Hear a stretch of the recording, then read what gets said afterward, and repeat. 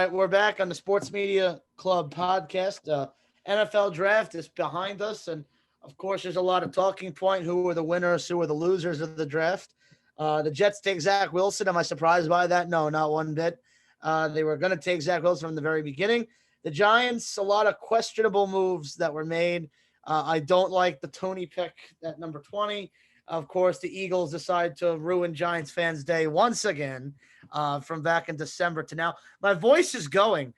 Corey and my friend Liam and I did a podcast about 3 hours ago, right in the beginning of the Yankees-Astros game, and when Giancarlo Stanton hit that home run, let's just say the NFL draft was in the back burner, and I was going off on the Yankee game.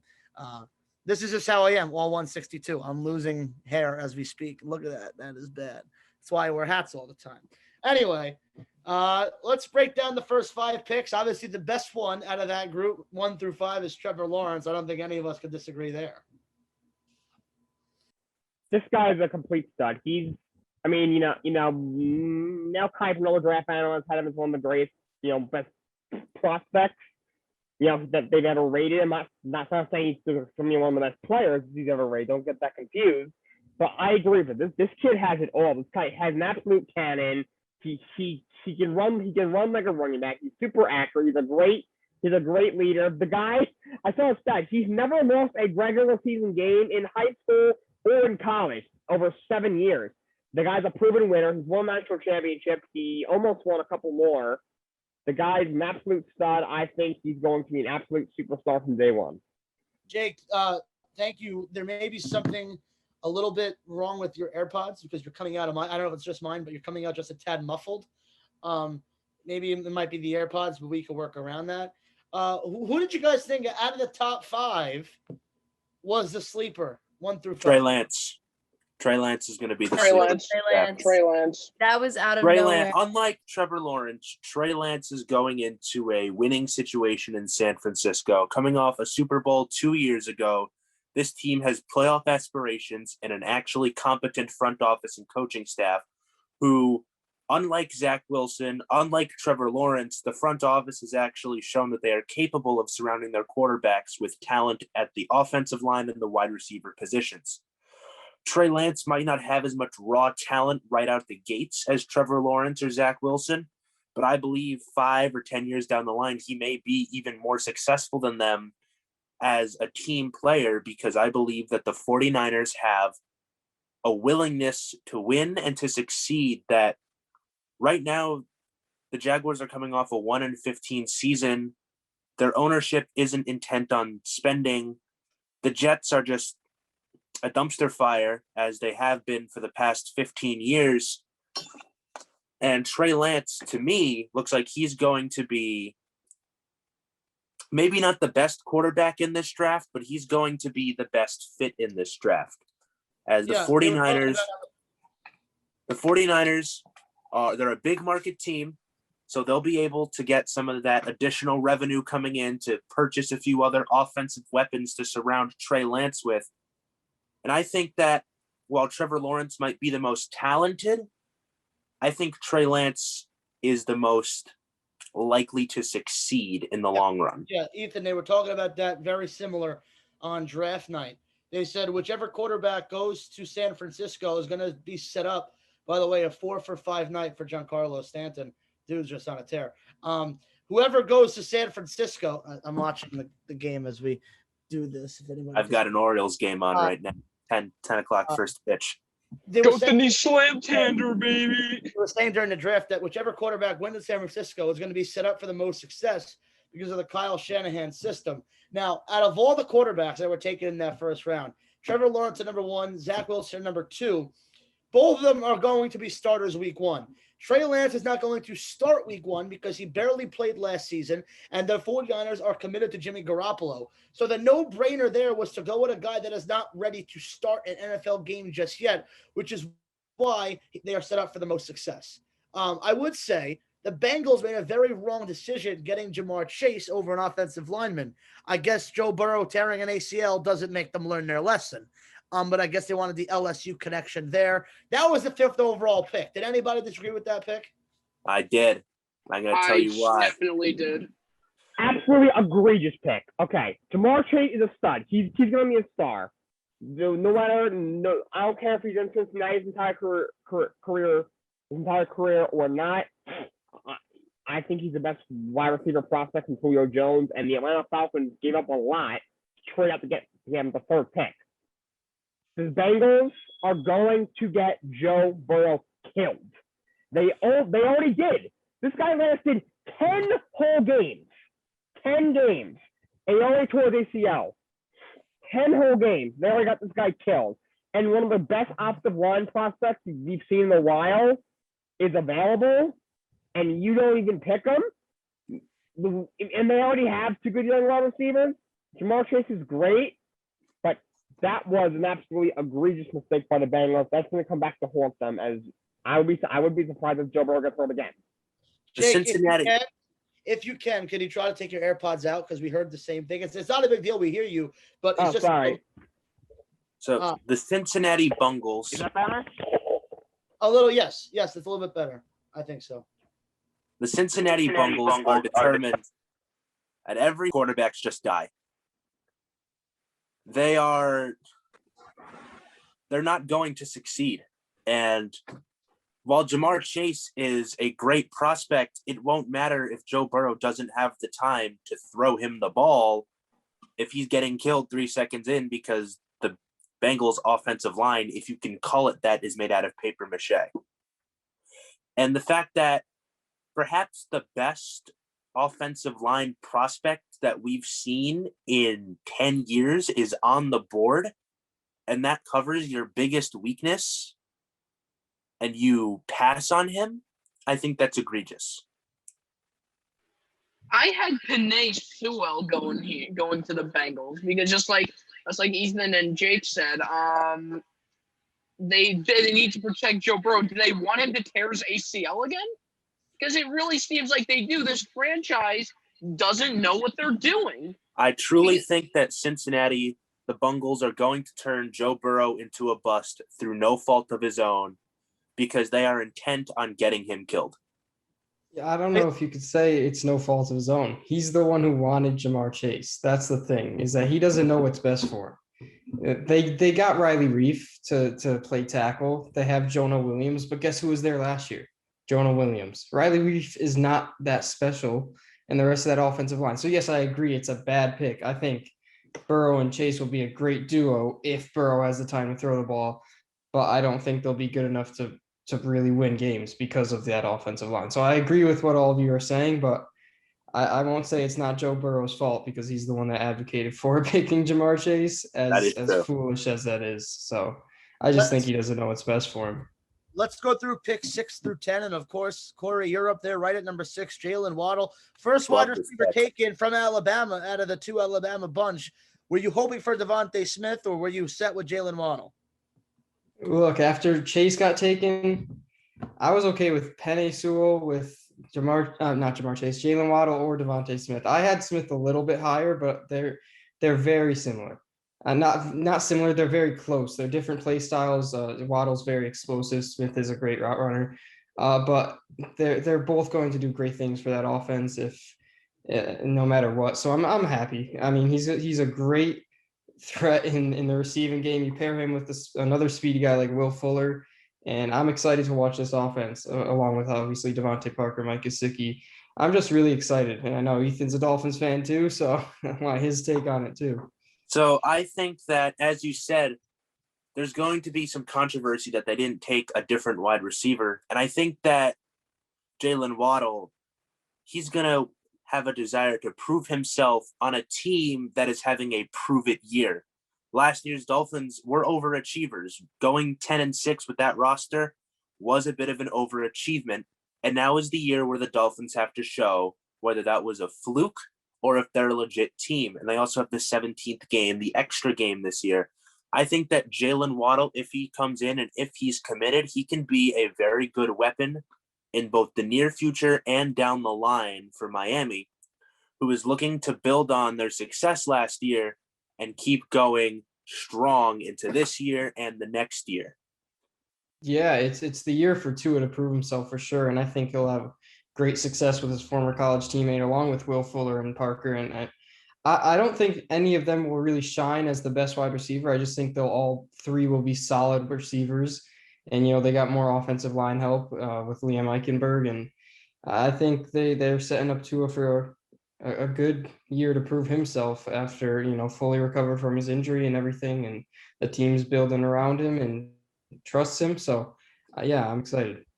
Corey Right and right at number. Who was going to say something? I didn't want to interrupt. first of all, can you guys hear me okay Yes. now? Yes. Right. Just a quick question for Corey and Ethan. Do you guys believe in Tua? I know his rookie year did not go quite as planned. Do you guys believe in him? Yes. And Absolutely. I'm going to say this is potentially a hot take, but I think right now there is almost too much pressure on quarterbacks to be successful immediately right as they enter the league. There is no Thanks, Justin look at Herbert. Josh Rosen. Let's use the chosen Rosen as an example. He flamed out in 3 years. And in most sports and even at most positions in the NFL, 3 years is not a long time. Like in the NBA, 3 years is a rookie contract. But in the NFL, if you can't produce at the quarterback position right away, all of a sudden the media is on you. And I think that that's an unfair amount of pressure. So even if Tua does have a sophomore slump this year, I believe that he can bounce back in year 3, even if he does take a step back. And there's no guarantee that he will. He might come back even better. And I hope he comes back even better. That'd be great. I love this team. But yeah, a few things didn't help Tua's case this rookie year. First of all, the success of Justin Herbert, the immediate success of Justin Herbert. He had a historic rookie year, and that made every other rookie quarterback look bad, especially Tua, who was taken before him.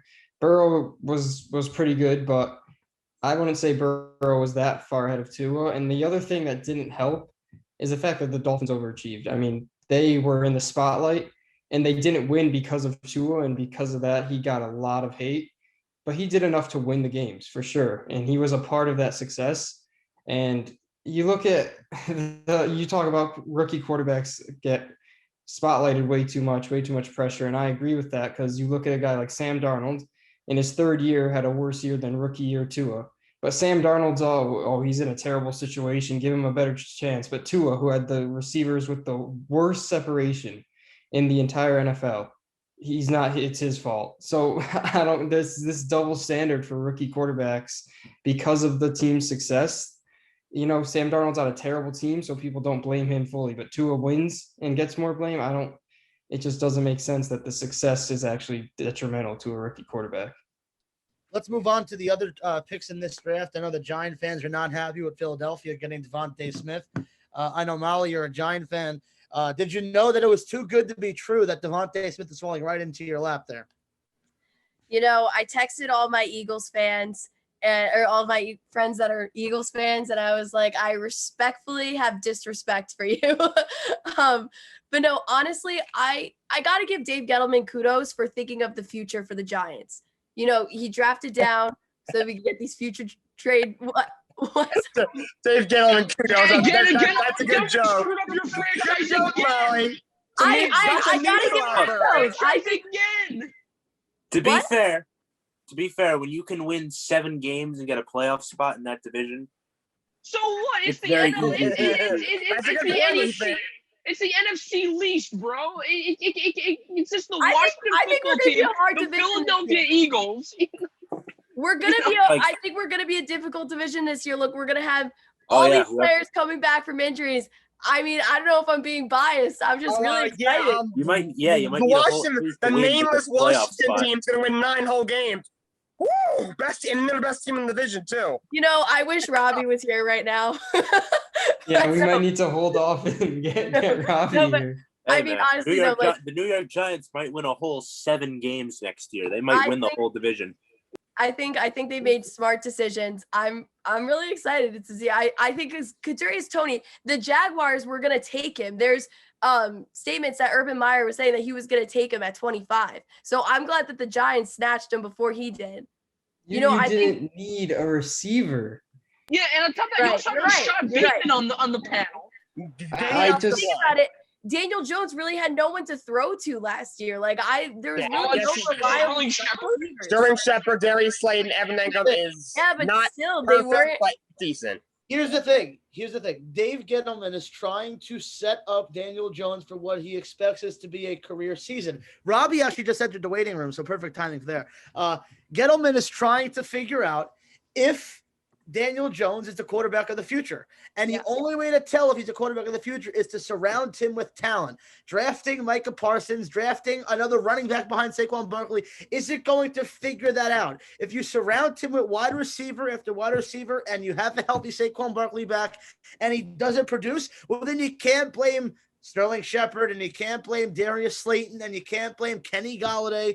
You have to blame the quarterback. So that's not true. He needs protection. Daniel Jones was sacked 83 times in his career already. I agree that they should have drafted an O-line or an offensive lineman sooner, but I mean, I think like Will said, if you give him more weapons, like we got Kenny Galladay now, like I think our receivers are set. It's really one of those Daniel Jones to prove himself. One of the receivers that you saw last year, in my honest opinion, is not going to be back with the Giants next year. There's no possible way that Galladay, Slayton, Shepard, and Tony, that's 5 wide receivers, are all going to get playing time. So I would have to expect, I mean, it seems like they're committed to Tony because they drafted him so high at 20. So maybe they trade away. I mean, Slayton is Daniel Jones' favorite target. So maybe Shepard's the on man out. I mean, I have no idea, but I think the Giants are trying to figure out if Jones is their quarterback of the future. Because remember, teams like to get away from this after 3 years because of the contract. They don't want to pick up the option and pay the contract because they have 2 first-round picks next year because they traded back with Chicago. So this is Gettleman trying to say, if he's the quarterback of the future, this is his chance to prove it. And if he fails miserably this year, then he's not the quarterback of the future because he was surrounded by so much talent. That's the only logical. Okay. That's the only logical reasoning I could gather from them taking a wide receiver. This is the first time Dave Gettleman has traded down in 9 years. So he clearly has a plan, and it's specifically towards Daniel Jones. Yeah, here's the thing. I can understand you guys' opinion about getting more weapons, getting more receiver, but here's the thing. In 2020, Daniel Jones was sacked 35 times. And he missed a couple games still. Exactly, and he missed a couple of games. So here's the thing, I can understand he getting a lot of weapons, but here's the other thing. You can't really utilize those weapons if you're constantly getting sacked. Yeah, that's actually, I kind of want to hear Robbie's opinion on this since he just joined. He's the other Giants fan here. So this is like the perfect time.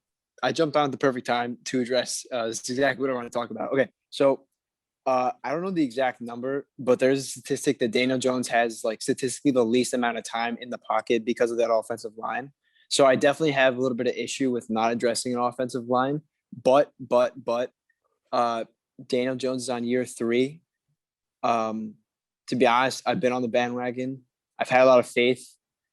He has had no presence of offensive talent, all healthy at the same time, and really in his career. This is like make or break for DJ.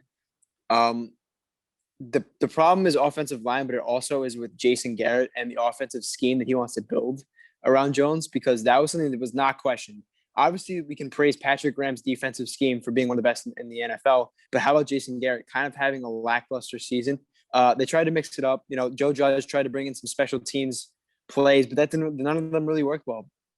So Jason Garrett is going to be the one that I'm going to criticize the most in this kind of situation, because as much as Daniel Jones is going to get a lot of heat this year if he doesn't play well, you got to think about the scheme.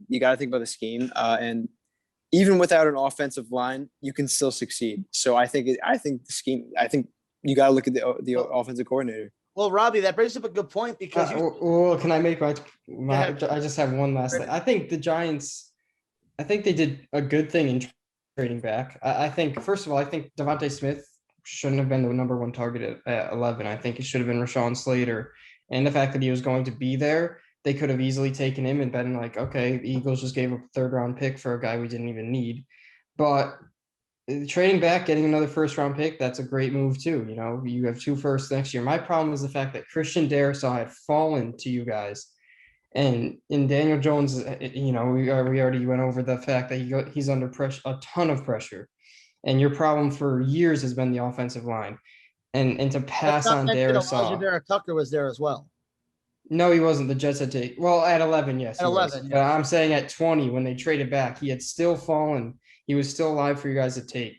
Or you could have, if you wanted to go edge, which was the other major need. I think Kenny Golladay kind of addressed the fact that you didn't need a first round receiver. You could have gone Kwity Paye, but I think Darisaw should have been the pick there. And if you wanted a receiver, you could have gone second round. But the fact that they wanted Smith and didn't get Smith, but for some reason we're still stuck on a receiver, and so much so that they took Tony, it doesn't make a lot of sense to me, because I think you could have gotten a solid receiver in the second round while protecting your franchise quarterback. But, you have that first round next year. You have Kadarius Toney. You have a lot of weapons for Daniel Jones to play with if he has time. And the key is getting him comfortable in that pocket, because he didn't really address that need. Although I will say Azeez Ojulari was a steal in the second round. So that's another good pick. The Yankees just beat the Astros, and fans are throwing inflatable trash cans on the field. You love to see it. You love to see it. Let's move back on to the NFL draft. Here's what I wanted to say with the Giants before we move on more. I don't know how much I could elaborate on this. Devontae Smith, in my opinion, is probably the second best wide receiver out of that wide receiver class behind Jamar Chase. I think Jamar Chase was the hands down best receiver in the draft, and it's proven he was taken so high in the draft. I think the Giants should have drafted a wide receiver if Devontae Smith or Jalen Waddle were there. I think if they were not there, they should have not taken a wide receiver. However, I cannot blame them for taking one, because they want to see if Daniel Jones is the right guy at quarterback. And I think that if he fails this year with the first round pick that they got from Chicago, which, by the way, let's be real here, Fields is going to fail in Chicago because Chicago can't do nothing right. They're going to have a first round pick to potentially draft a quarterback.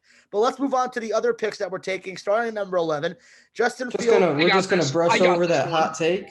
You're going to Fields now. Okay. We're going to Fields. I got over that. I got some things to say. Well, you're just. I just like to say that the Chicago Bears produced the MVP, the Nickelodeon Most Valuable Player. Yup. So your slander is unwarranted there, William. Yeah. All right. All right, Justin, go ahead. Anyway, shout out to Ryan Pace. What a comeback he's had. General manager of the Bears, by the way. Mind you, the last time they traded up, and they decided, of all the players that you could have had, like Patrick Mahomes, you chose Mitch Trubisky. Your lineup consisted of... That's the MVP right there. No disrespect. Yeah, I know he's allowed. the MVP. Yeah, exactly. I know he's the he's the MVP, and he also has the same passing vision as Stevie Wonder. So Tom Brady never won an MVP. It didn't exist yet.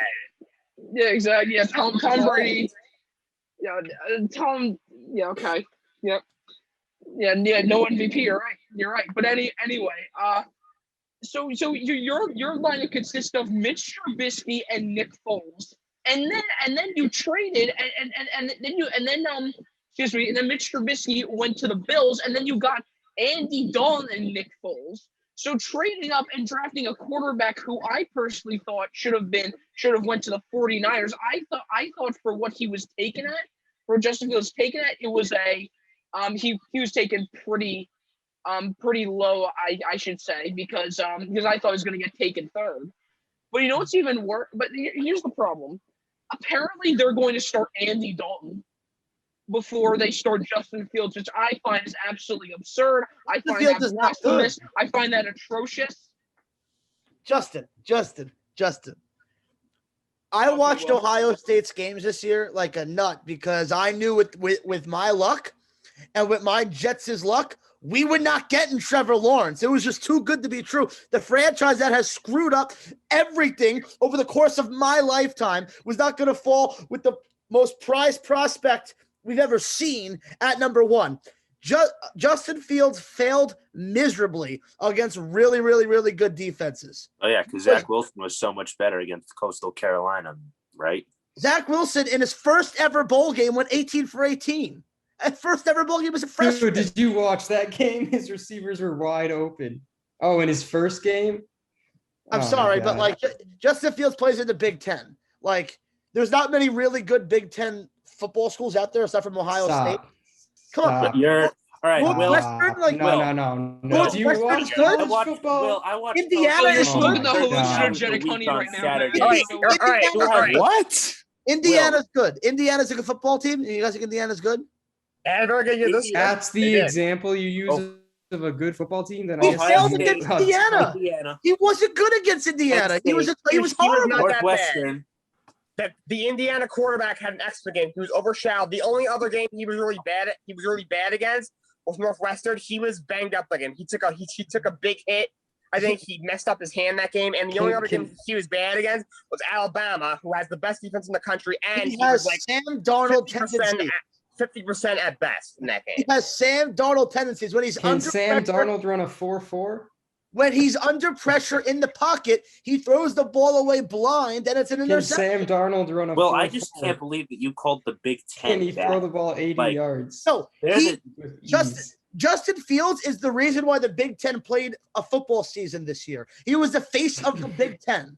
He was the face quarterback of the Big Ten, right? And he made it to the playoffs, Will. But he Yeah, but he failed. was Let saying he's Ohio still State he's to a the great playoffs. He failed quarterback. on though. the big stages. How did he fail on the big stage? He took Okay, them to wait, the wait, championship wait, game, Will. wait, He wait, beat wait. Clemson. He He beat was Clemson against the horrible. coach that told them Clemson played that horrible. Ohio State should be ranked 11. Oh, it was Trevor Lawrence. They beat Trevor Clemson played Lawrence. horrible against that game. They beat the number one pick. You know, Trevor Lawrence. They beat the Did Trevor Lawrence fail when he couldn't beat the Ohio State team you're so low on, Will? No, I'm telling you, Justin Fields is going to. I'm telling you, give it 5 years, he will not be in the NFL. Justin Fields will not be in the NFL. Hold on. Wait. Okay, go ahead, Jake. Okay. I do think Justin Fields is going to have success. Would I take? Do I think Jeff made the right decision taking Zach Wilson? I do. To I take did back have him the a time. smidge higher. Save that- 20% on your treatment plan. You What's going on? While I hear a commercial. Whoever's saving 20% on the treatment plan might want to mute their I mic. was about to pull up this to show you guys some of his highlights against Indiana because I'm not really sold on him. This might have Against some 18? highlights. It might have some bad highlights, but I know he struggled mightily against this game. They have. I don't think he's terrible. Do I think? I do think. Okay, so here's my example. Fourth He has best quarterback in Sam this draft. I Darnold- don't think he's terrible though. He didn't I throw. think he'll be very good. I'd just like to say he did not throw an interception until this game. It took him 3 games to throw an interception, That's right. and it happened against the second best defense in the Big It was Ten, where he games threw after 3. They were 3 games. He's a Sam Darnold clone. He's a Sam. I'm telling you. How much success did Sam Darnold have in college? You pretty good success to be taken 3rd overall. No, he did not. No, he did No, not. he he did had not. no He was- success. No, He was Because Sam he a Darnold- prospect. Taken so high. He wasn't terrible Because but he was a he was not as good as Justin prospect. Fields in college. No way. Look, so if you Sam actually Darnold look led at the MVP FBS in turnovers his senior year, his last year of college. Just if to you get actually something straight. would I mean, like to know how Sam this- Darnold did this- in college. Watch this. Watch us play. This is not a quarterback right here. Watch this. Unlike seen Sam Jameis Darnold, Winston throw Justin worse. Fields did not get a coach fired for incompetence. Look, Okay, wait, no. Okay. there's a reason So why. you seem to be very focused on 2020. Can we go to 2019, which There's was he had an even better year? Will, He threw you're very 41 focused. You're very touchdowns focused on and one 3 bad interceptions. game that he had against There's- very in a good Big defense. Ten that had Ohio State, number 7 Michigan, number 10 or number let's see, Northwestern, number 14 Iowa, Utah, number 15 Indiana. Penn State, number There's 18 a Michigan reason State, why. number 19 Wisconsin, number 20 Iowa. Those are 7 top 25 teams in the Big Ten where he threw 41 That touchdowns and 3 interceptions. that is So, half It's not Why- good, right? They got so they why only got did- 17 that So are let me ranked. ask you the question. Why did Justin Fields fall to number 11 then? Why didn't the Jets take him? Why didn't the 49ers? Because the take him? 49ers are stupid. Because Trey Lance for the 49ers, Trey Lance has incredible upside. And they wanted a project quarterback to learn behind Jimmy Garoppolo. I do think Trey Zach Lance Wilson's in the there. project. Justin Field is going to start or should start right away. I think he's a project quarterback. I do Why not. did Patrick Mahomes fall to number 10? That's a good point as well. Tom Because the Brady Bears was were 199. Stuff happens. Yeah, Well, no, no, Tom, like, why did I Tom feel Brady fall like so I far if understand he's what such you a guys good are saying. quarterback, Will? I understand what you guys are saying, but I'm telling you, I don't believe this Ohio State quarterback. How many Ohio State quarterbacks have had success in the league? How many Cal quarterbacks BYU had quarterbacks success have before the same? Aaron Rodgers? How many How I didn't even many- know that Alabama BYU quarterbacks had a football How team. many Texas Tech quarterbacks had success before Patrick Mahomes? Yeah, but it's historically known that Ohio State can't produce a quarterback. Isn't it historically known? Texas Tech has historically had great quarterback. Has BYU had that? Has Alabama had that? Hey, I can't say Texas Tech did have some good quarterbacks because they ran the air raid under Mike Leake. So that was before Mike Leake went to hell at Mississippi State. I think Justin Fields would have been better off in San Francisco. I really, really do. I don't see how him and the Any Bears. quarterback would be better off. Chicago's got nothing on Will. offense. But that's the problem. Like, Justin Fields is not going to have success in Chicago. He's not going to have success there. So, Will, let me ask you a quick question. If the 49ers had drafted Justin Fields, do you think he would have had success there at Yes. all? Absolutely. My stance on quarterbacks depends on where they go play. And Justin Fields going to Chicago, he's going to look like the Justin Fields you saw against Indiana. I'm telling you, that's the comparison I'm making. Oh, okay, so Will, let me ask you a question. Do you think Zach Wilson will make a great Jet? I mean, And why? I hope so. Have the Jets done anything to support him? Just Yes, don't have that much more than the Bears. I mean, we have Mekhi Becton, Elijah Vera Tucker now for the next decade. Elijah Moore, I mean, Davis. I hope he has success. I thought it was the right pick. I think he will, but that if you want me going, yes, the Bears will have enough, but do you think the Jaguars have that much more than the Bears? Here's why I'm saying what I'm saying about Justin Fields. When WFAN interviewed Joe Douglas, who's the Jets general manager, they asked him to draw comparisons between Fields and Zach Wilson. He said in the big stage, in the big moment, Zach was a dominant quarterback. He said it's nothing against Justin, but he said that Justin Fields, coming from Ohio State, did not fit the Jet culture, and they did not see a future with Justin Fields. And that's coming from Mike LaFleur, who's the mastermind's brother in Green Bay, who was a 49er product. So yeah, Zach Wilson, big game prodigy against North Alabama and Texas State, right? Okay, what about I really what's Joe Douglas supposed to say there? He's supposed to say, oh, Justin Fields and Zach Wilson are equal. But what do you think the reason is to why Justin Fields fell to 11? Because the 49ers were stupid. But no, I understand that. It was a no-brainer that it was going to be Trevor Lawrence. And because none of the teams after 3 really desperately needed a quarterback. Because the Denver Broncos are attached to Drew Lock. Probably should have gone number 2. Justin Fields. My Why did opinion. the Jets not take him? For years, for 2 years, Justin Fields was a top. He was a number 2 pick. Always behind Trevor Lawrence. I want you to look me in the eyes as best you can through a Zoom call and tell me that you believe that the New York Jets front office is competent. Now they are, absolutely. After the last decade and a half of failure, I want you to look me in the eyes and tell me that the Butt Fumble franchise is competent. This is a different regime. This is I not. want Will to look me in the eyes and say something different. I want you to look me in the eyes and tell me that every quarterback taken before another quarterback in the NFL draft is inherently better than them. Yeah, I'm not saying that's true. Okay. I'm asking off. Mr. Trubisky before Patrick Mahomes. I don't think. Because I want to know the answer myself. I think okay, Justin yeah, I think Fields I think it's a number 2 legitimate for the question. Jets. Because I think if the Jets were smart, forever I thought he was a number 2 pick. Even if the Jets were smart, he would have been the number 2 pick instead of taking a Zach Wilson, who aside from 1 year, he went 14-12 at BYU before his breakout year last year. And that breakout year came against Navy, Troy, Louisiana Tech, UTSA, Texas State, Western Kentucky, North Alabama, San Diego State. And I will give them credit. They did beat the UCF, even though UCF did go 6-4. So their best win is a 5-2 Boise State team. That is the best win that Zach Wilson had in his supposedly best season. He didn't play a real defense until Coastal Carolina, and he got exposed. But as Joe Douglas said, as Joe Douglas said, that is not Zach Wilson's fault. It's why are we blaming Wilson for his competition? He proved that he's a legitimate quarterback by out slugging the other teams. Well, then you could also make an argument about Trey Lance as well. He played for North Dakota State, the same team as Carson Wentz. So, but let's actually North Dakota though. State without Trey Lance this spring fell apart. Their streak of championships in which they have won every championship except for one in the last decade, of which they lost the championship game to James Madison in 2016. As soon as you remove Trey Lance from that equation, that team doesn't even make it past the semifinals. Okay, so you take Zach Wilson's name out of BYU. BYU is not a good team last year.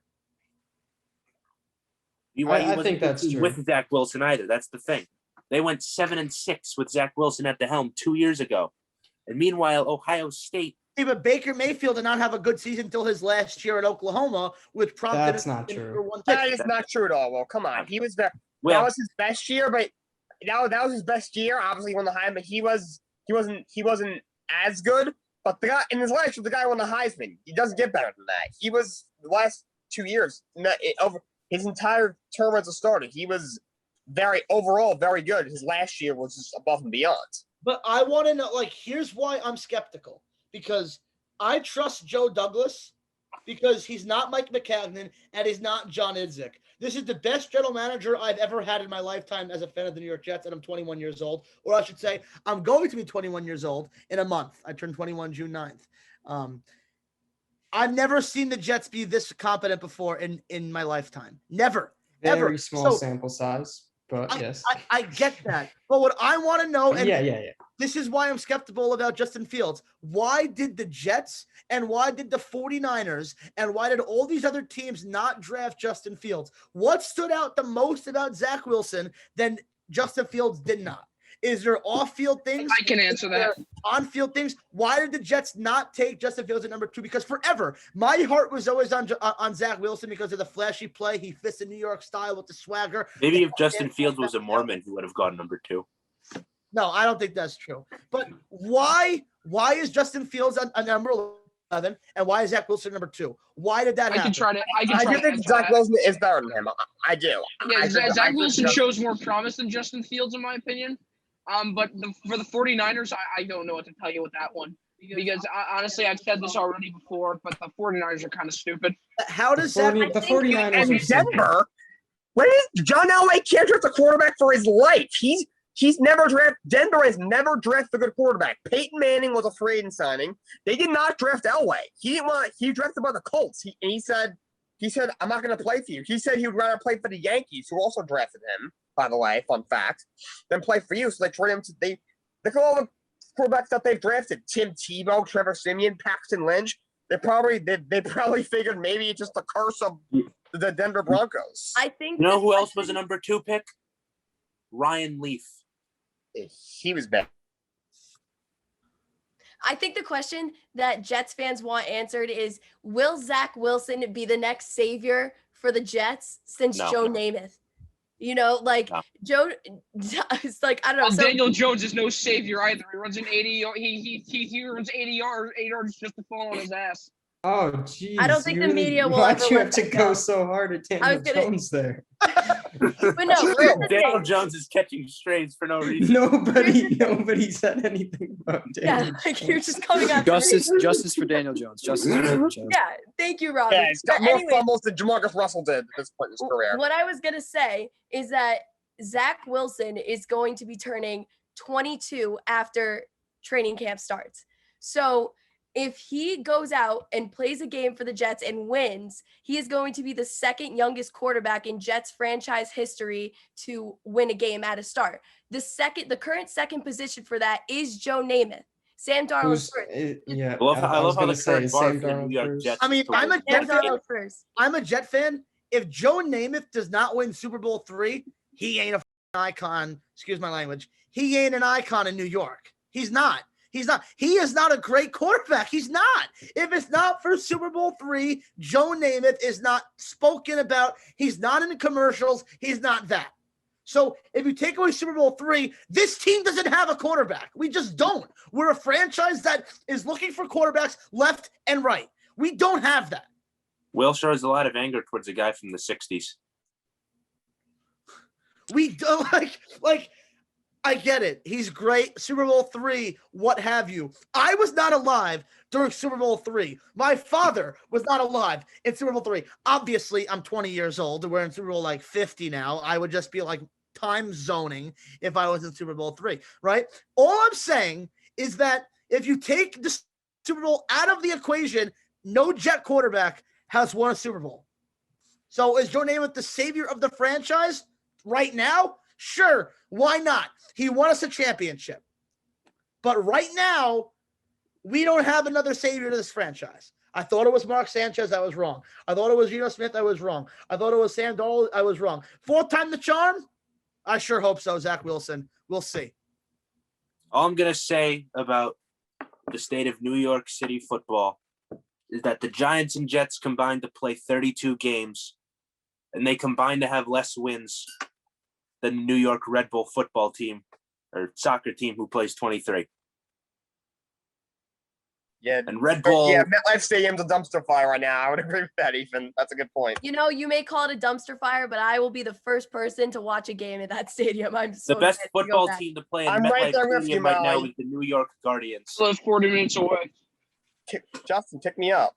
Look, I went to a Jet game last year, Monday Night Football Week 2 against the Cleveland Browns when Sam Darnold had mononucleosis, and it was the game of David Fales.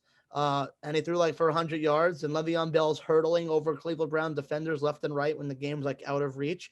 And that's really where my hatred for Adam Gase really began.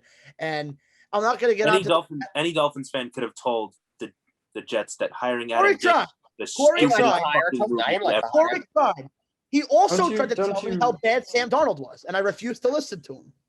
Don't you Adam miss, Gase is perhaps one of the worst coaches in modern NFL history. I had him number one. How he got a head coaching job not once but twice baffles me to no end.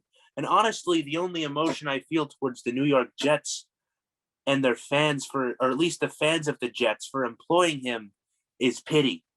Because as someone who had to watch Adam Gase waste a playoff contending Miami Dolphins team and then attempt to lead a less so contending Jets team to a solid 2-14 record, that just seems miserable. And the Jets haven't had a lot of success, and Adam Gase's tenure just seems like rubbing salt in the wound.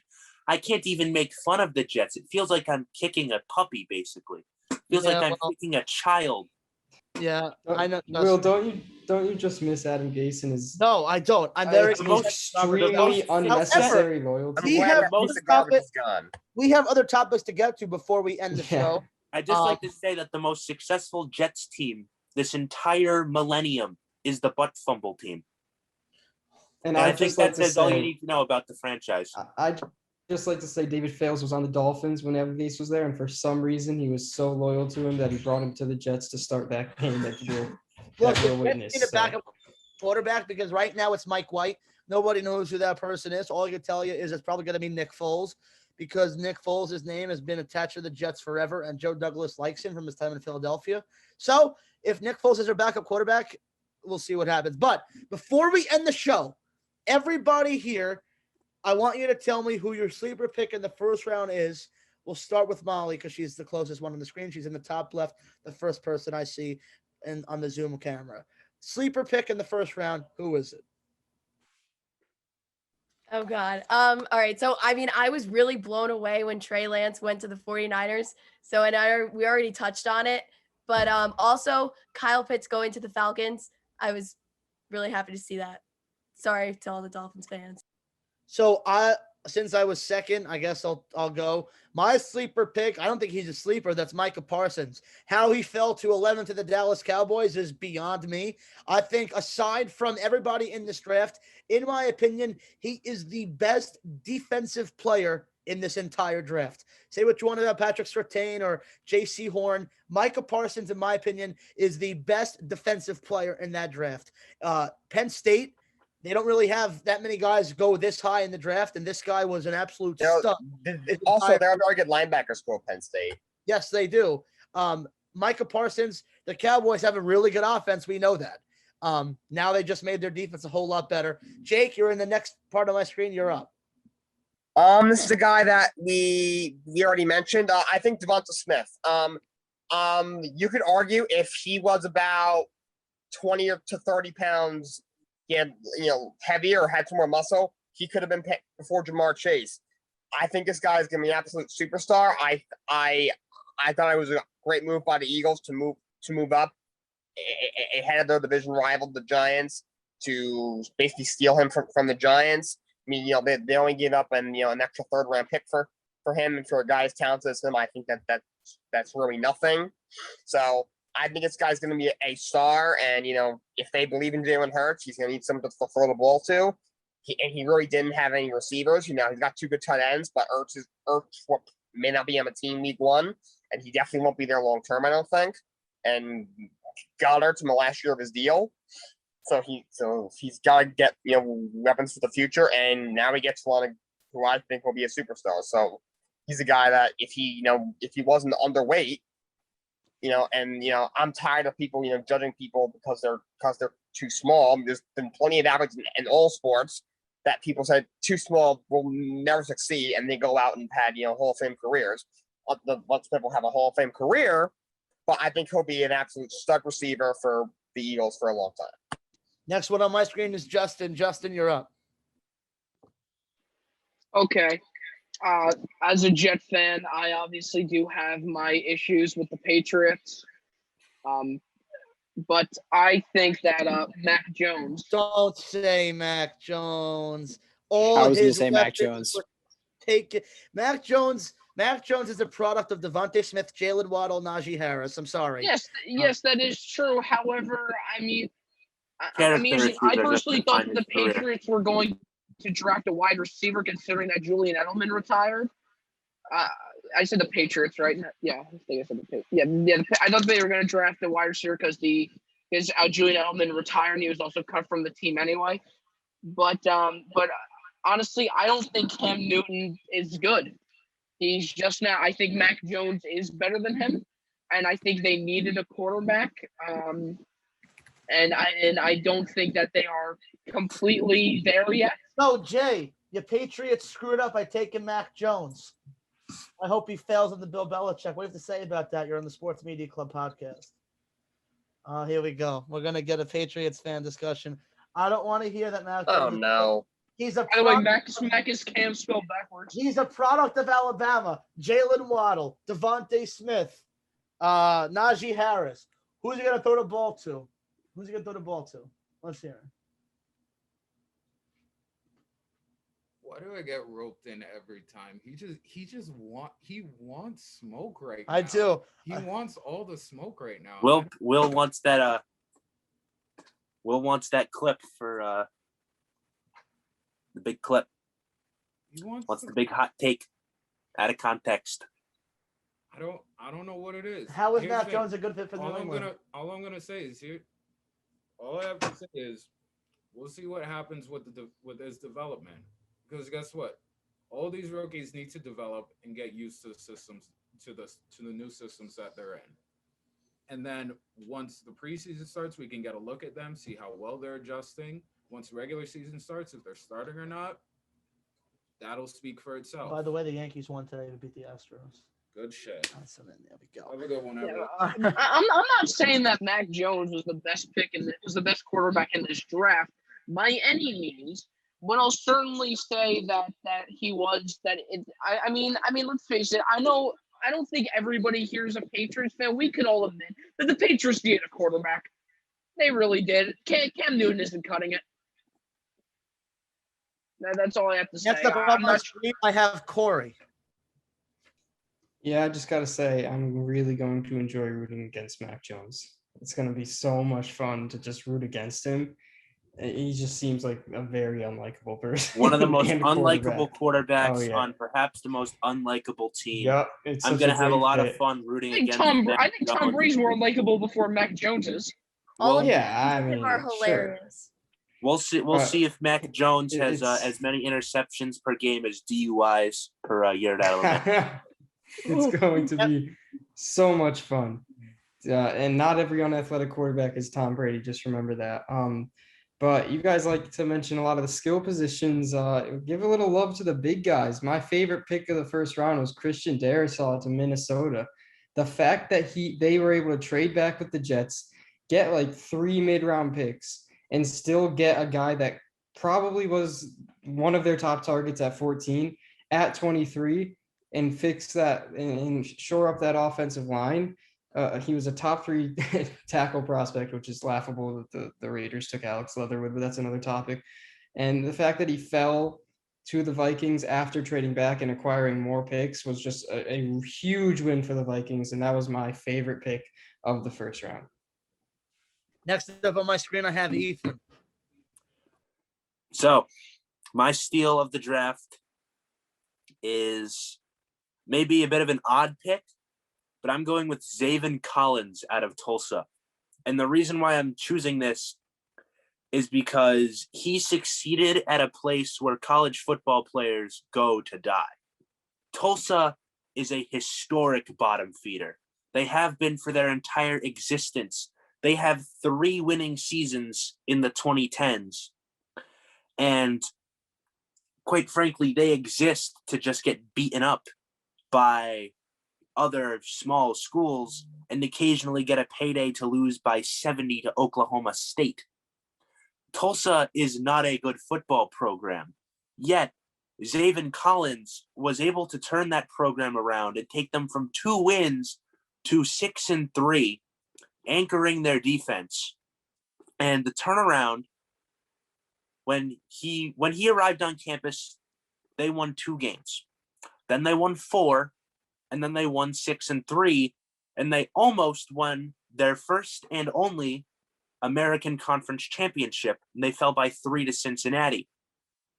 Tulsa is, and also they held Oklahoma State, who finished 11th this year, to only 16 points, and that was a defense anchored by Zaven Collins. I think the Cardinals got an absolute steal. They found someone who can turn around basically by himself one of the worst defenses in college football, a historically bad defense, becoming not only above average, but one of the best in the country behind him. And I think that he's an impact player who will anchor the Arizona defense for years to come. Next up on my screen, I have Kristen. Honestly, I'm gonna have to go with the Giants. Again, loyal Giants fan since day one. So yep. Mariah, and then Robbie to wrap us up. All right, I'm gonna go with the Giants, and I'm gonna quote. We got a little quote from Stefan here. Can make it Giants. He goes, the Giants, it seems like a significant pick that will make headway for the team's upcoming season. So we'll see how that happens. Hey, Mariah, can you say hi to Stefan for me? Yeah. All right, Robbie, wrap us up as we end this podcast. All right.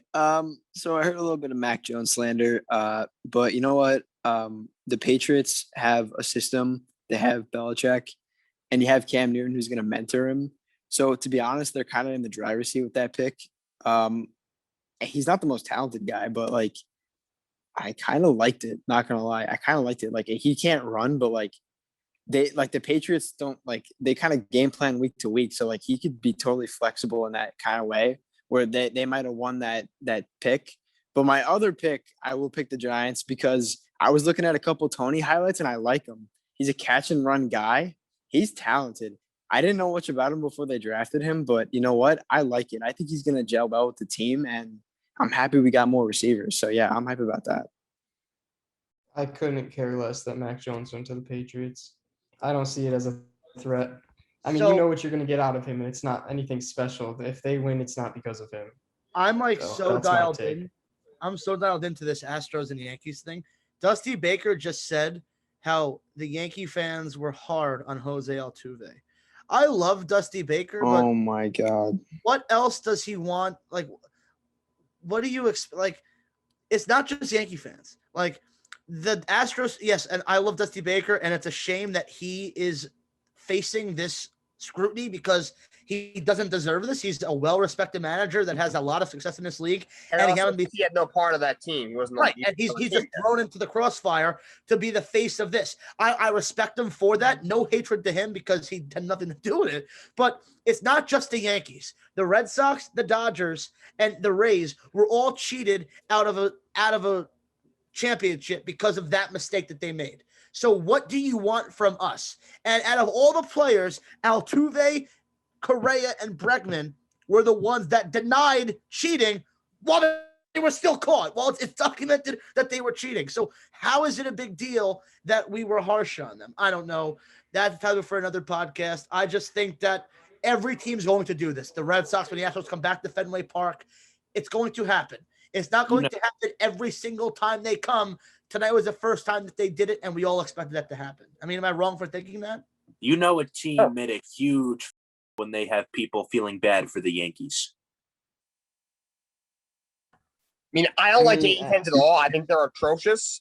But come on, Dusty Baker. Come on, you know better. Yeah, but what's he supposed to say? He's got to defend his team. He's got to defend his guys. Absolutely. He's got to. No, he can't go out there and say, "Yeah, I hate Altuve. Yeah, that guy sucks. I want him off my team." He's the manager. Yeah, he knew what he was getting into. He's there for his team.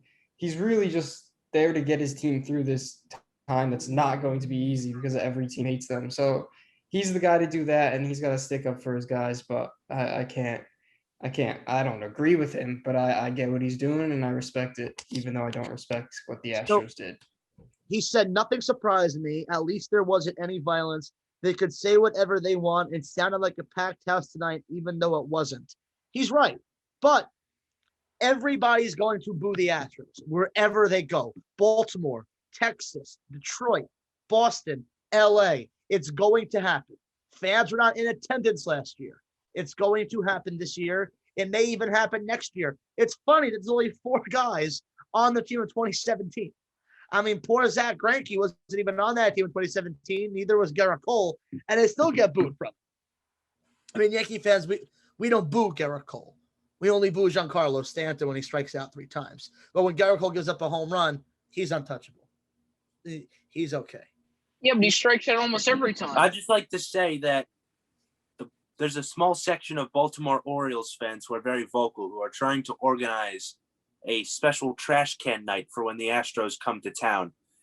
And if you have drawn the ire of a team who won 47 games during your World Series run, I honestly don't know what to tell you.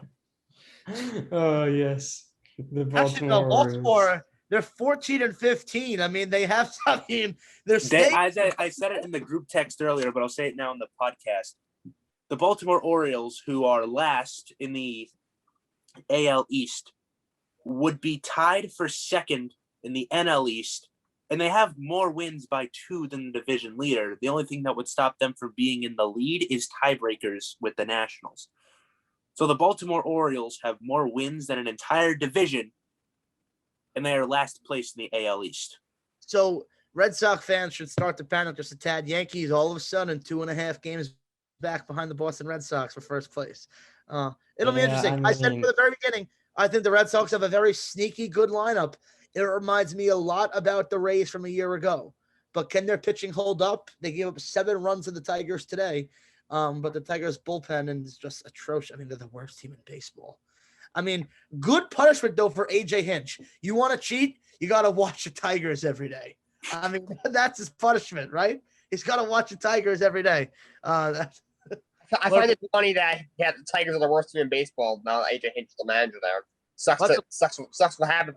Sucks that he can't cheat anymore. Well, to be fair, they were set up to be the worst team in baseball with or without him. The Detroit Tigers, from the top of the organization to the bottom, just do not want to succeed.